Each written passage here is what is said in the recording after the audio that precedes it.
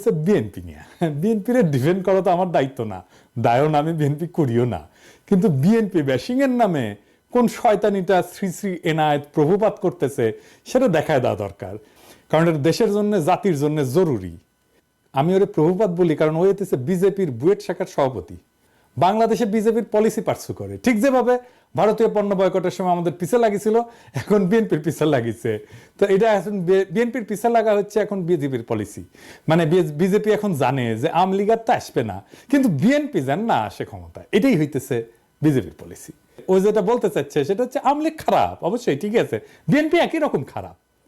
BNP একই রকম খারাপ একটা দল, এই বিএনপিকে ক্ষমতা আসতে দেওয়া যাবে না, ফেয়ার এনাফ। তো প্রভুবাদ আওয়ামী লীগের আমলে, আওয়ামী লীগের শাসন নিয়ে কি কথা কবে পারছিল আপনারাই বলেন? তখন কিন্তু গোয়ার গু শুকায় গুটা হয়ে গেছিল, সেই সাহস হয় নাই। এখন ওর পৌরুষ জেগে উঠছে, বিপ্লবী হয়েছে, এখন এসেছে বিপ্লবী সাজিতে।